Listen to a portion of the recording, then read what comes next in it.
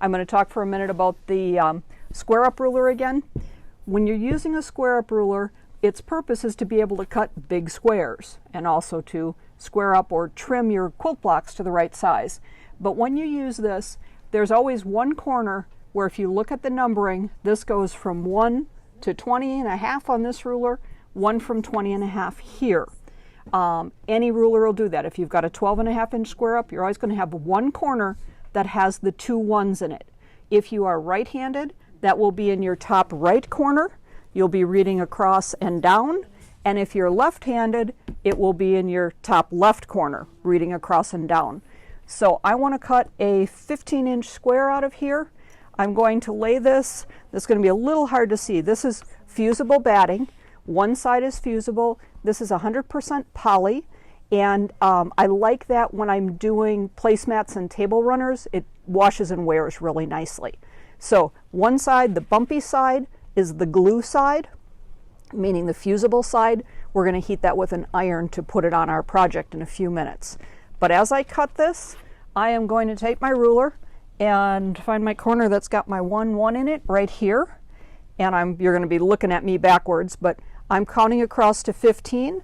So this line is going to lay across the edge of my batting, and I'm going to count down to the 15 line. And I'm going to look at this corner, and I'm going to line up here and across here and get that nice and straight. You know what they say, measure twice, cut once. And I'm going to grab my rotary cutter, and I'm going to just cut both ways. And now I have a 15-inch square. That is going to be the size of my placemat. And I'm going to steal that for 1 second yet. And if I was cutting a rectangle, if I wanted a 13 by 17, I'm going to read 17 across and 13 down. So I'm going to go my 17 line at this edge of my batting and my 13 here. I'm going to look and see I have a nice square corner. And there's my rectangle. So you can see why this ruler works great if you're doing big things like this. Placemats, tote bags, it's wonderful for cutting big squares. You don't have to use 2 rulers for your cutting. All right, I'm going to set that out of the way. Now, keep in mind, the only thing we've cut so far that we had to measure is this square. Next thing I'm going to do is I'm going to grab a fat quarter. And this is a fat quarter with, I'm going to take this 15-inch square that's already cut, and I'm going to take my little iron, and I'm going to fuse it. Oh, I was going to get away with only 1 fat quarter. And it's not going to work because I'm going to demo something here, sorry. We're going to pretend that I've got this ready for the next step. You're going to lay out your fat quarter, you're going to put your batting on it, and you're going to iron from the fabric side onto the fusible. So this goes onto here, and then I iron from this side. Okay.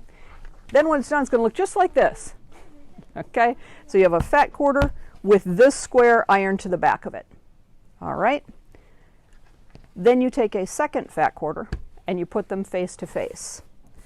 So I've got 2 separate fat quarters. This is fused to here. I take a couple pins out of my cute little chicken that we got from Elayne, and I stick just a couple pins to hold my 2 layers together. Okay. Remembering I still haven't cut anything but this piece of batting. I'm going to take a fabric marker, not the blue pen that I'm using. I just want you to be able to see this. And I want to remember to leave a hole so I can turn this. So I just take my fabric marker and I do an angle out. Okay? That is where I'm going to cut my, or excuse me, where I'm going to flip my placemat. So now I go to my sewing machine and I sew in, and now I sew right at the edge of the batting, all the way around, come to here and sew back out. So that's leaving me a little wedge right there. And then I take my rotary cutter, and I don't even need, I'm not measuring anything. I can take my pins out, sew it around. I can just grab my rotary cutter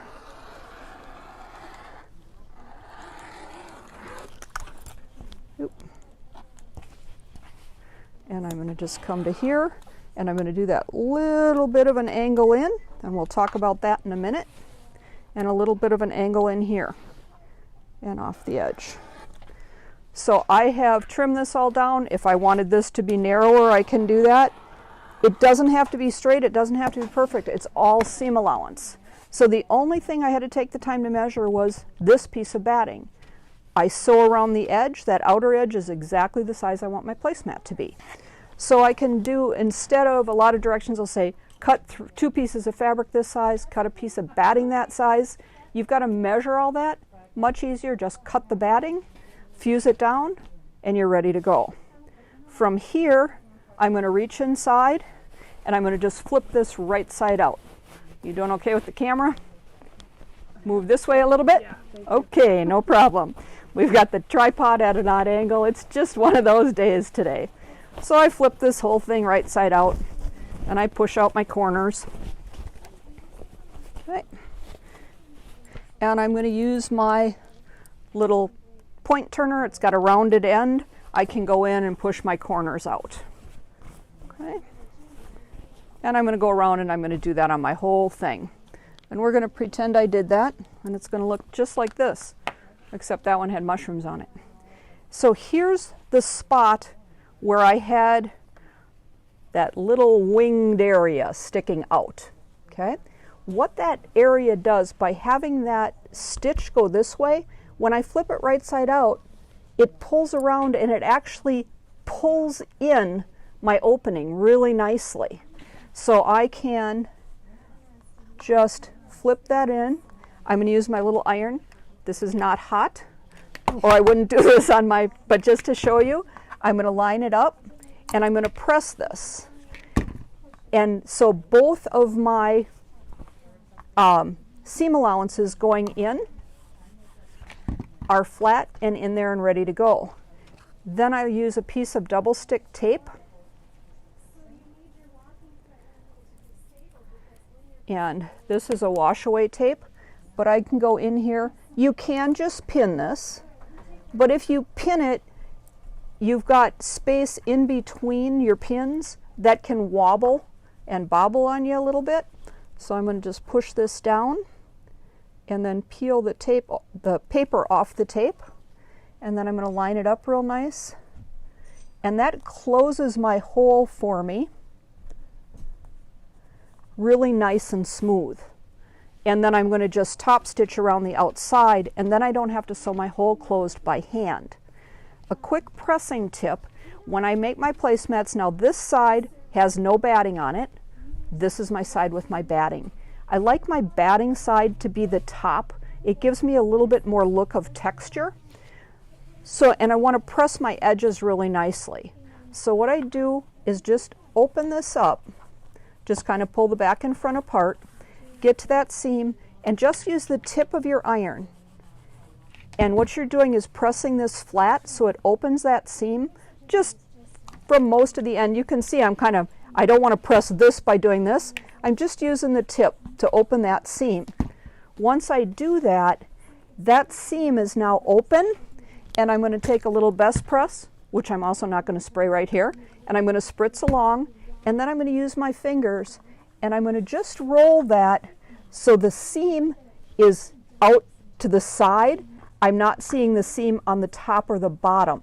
It's getting it nice and even, and then I'm going to come back and press that, get it nice and hot, and I'm going to grab my fancy sewing basket clapper, and once I heat this up, I'm going to push this on here. And what that does is it gives me a beautiful crisp seam. The stitching is straight out the side. I don't see that stitch from the top or from the bottom. And by using the clapper all the way around, it compresses this seam. It makes it much thinner, much less bulky. So your corners will be really nice and smooth when you go to do your top stitch around the edge. So that's the basics of making just the little placemat. Here's one that's done with just some fun fabric. So you don't have to do anything to decorate it if you've got a pretty fabric. But the reason I picked kind of a plain one is that we're going to put something on it, and we're going to talk about how to do that. again using the low sew, low cut method. This is fusible interfacing, just Pellon 911 or something similar.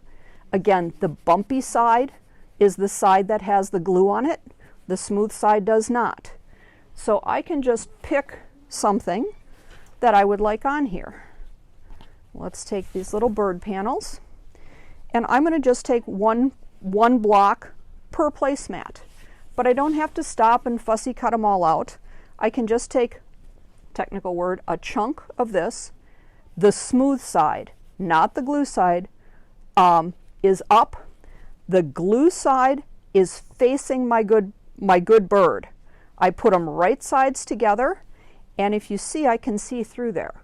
So I'm going to just put a couple pins in here, and now I'm going to go and I'm going to sew. I can see that outer line of my block. I'm going to sew all the way around that. My glue side to my bird. It seems wrong, but that's the way you do it. Right sides together, stitch around. And what happens then is, once it's stitched, I'm going to do a slash in the back and flip it. And so I've got this one turned. My good side is now out, and my bumpy glue side is out. So I went from right sides together, glue to good side, and I just slash it. When I flip it, my glue side is now here, and my good side is here. Hope that makes sense to everybody. Okay? Now remember, I can't press this yet, because if I iron this, it's going to stick to something. So I can take my point turner again. I can go in and just gently push those points out really nicely.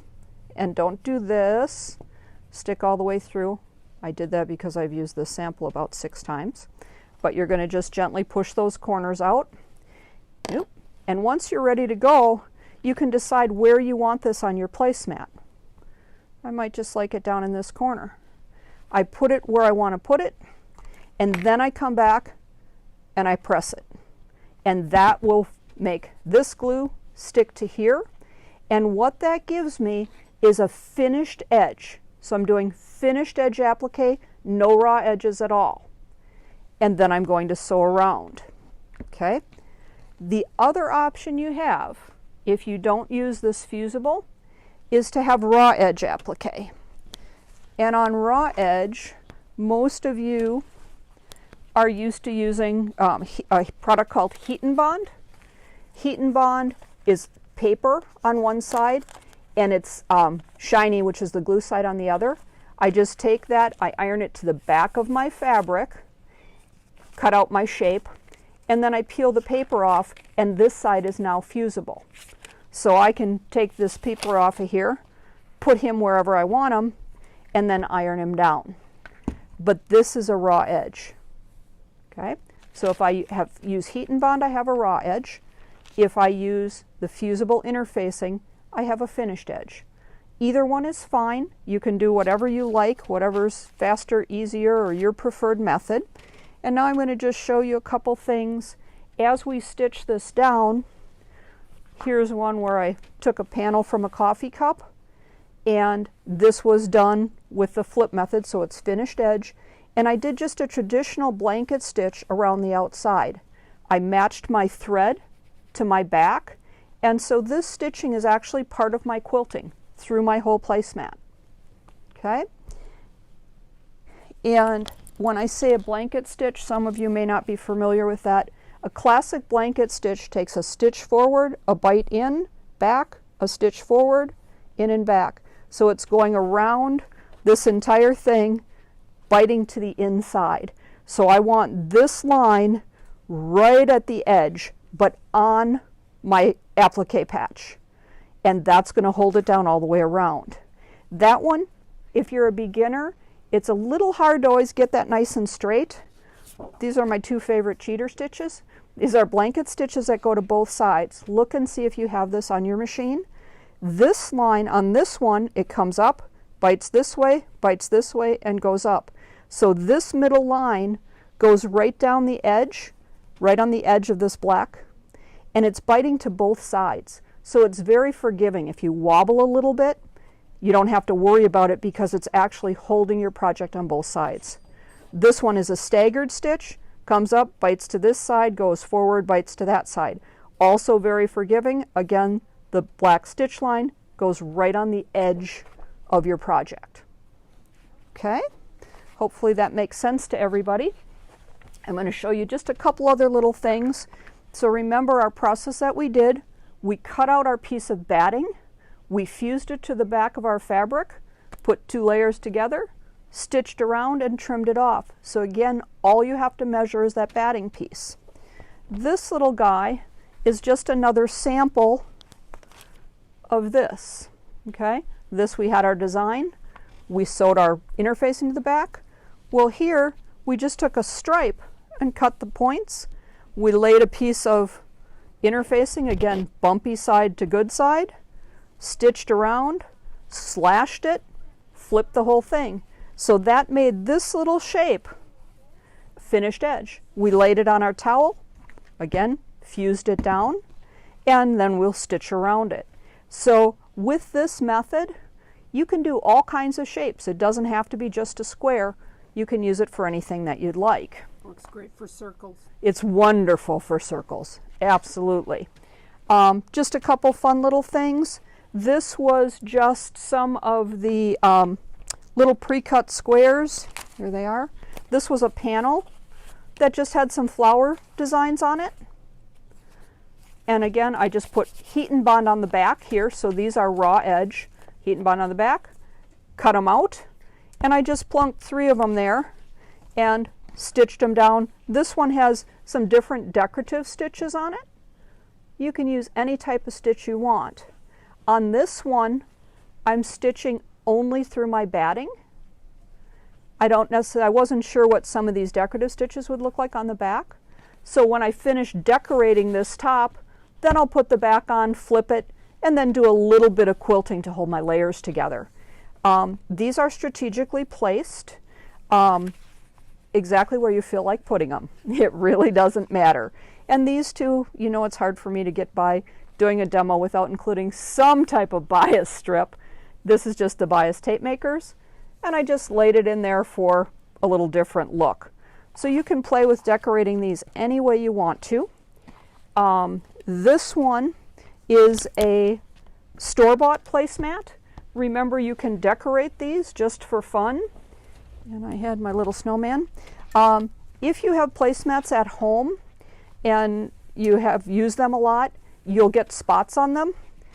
Well, look at that. That snowman just covers that spot. I applique it down, and I'm good for many more uses just by reusing my placemats with a new little design on the back. So this was just using plain backgrounds. This again is another one, just this in place, couple pieces of bias tape. These are some that Cheryl did that are so cute. The background is pieced. She just sewed 4 rectangles together, and then this piece is appliqued over the top. The birds work out really sweet. The magnolia. So you can piece your background any way you want, but these 4 work really nice. And this one is a real sweet one, using that little birdhouse panel that we showed you before. So those work great for spring and summer placemats. This one is just a play with from years ago, the old wide rickrack. And here we just stuck a pocket in the corner and little matching napkins. So when you play with your placemats, you can do anything that you want. One last suggestion, we've talked a number of times about doing stitch samples with your machine. The stitch samples, these are great ways to say, oh, wouldn't this be a cute design? This little circle one. That middle stitch line would be right down the edge of your applique, and the little circles would show all the way around the outside. So use your stitch samples if you've made them to decide what stitches you want to decorate your placemats with.